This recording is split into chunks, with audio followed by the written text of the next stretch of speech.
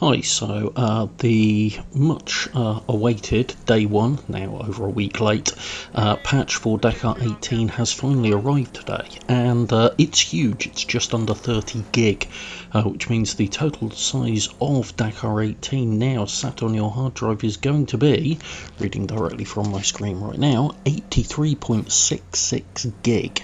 So 83.5 gig, that's massive. So what's it brought with it as a result? Well, you can see the added features list here. I'm not going to go through all of this point by point. I'm going to focus on the main areas and then show you some side-by-side video comparing similar environments from pre-patch to post-patch. Now, the biggie is obviously that steering wheel support has been added, although it seems to be done in a way that I don't think I've seen since the PS2, in that you have to remap things, and the button mapping, certainly on my T300 with the 599 wheel on it, is a bit odd. As you can see, I had to map the wrong buttons to get the paddle shifters working, despite the fact that you hit the bind button and then pull back on the shifter, and it registers it as, say, for example, R1, but when you actually then start driving, it swapped that around with, if I remember correctly, the square and cross button. So a bit odd, you have to map the wrong things, but then when you get into the actual driving, it works fine. Very odd, but there we go. That might be patched out.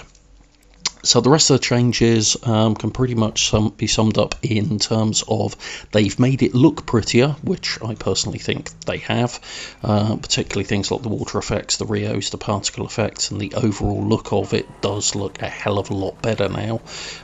It's almost as though there is an entire texture map and asset map been added on top of it, which wouldn't surprise me given the size of this patch. It really wouldn't, but it does look a hell of a lot better now. The skies look better, everything overall looks more polished, and it wasn't too shoddy to begin with, but it looks a lot better now. And then onto the physics side of things, which again has made quite a big difference. The vehicles no longer feel quite as light as they did and disconnected. The feels a bit more heft to the vehicles themselves, and certainly there's more accuracy in terms of the driving. As far as I can tell, I've no idea what it's like to drive the Dakar, unsurprisingly, but certainly it feels far more convincing as a result. As far as the wheel implementation itself goes, despite the oddities with the mapping, it's actually pretty good. Now, I'm going to need to look at it in a bit more, but it appears on my T300 to also be locked to 180 degrees of rotation.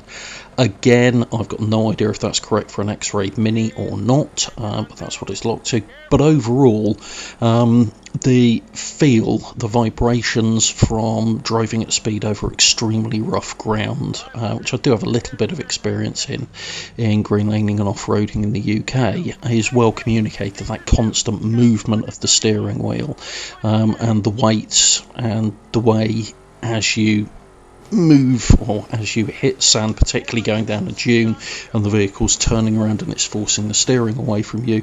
Yeah, it's actually done pretty well, being perfectly honest. So it's been a long time waiting for the patch, but it certainly has delivered, in all honesty. I've just done a couple of stages with the wheel and it's one hell of a workout as well, so opens it up massively, makes it a much more enjoyable and immersive title from my point of view.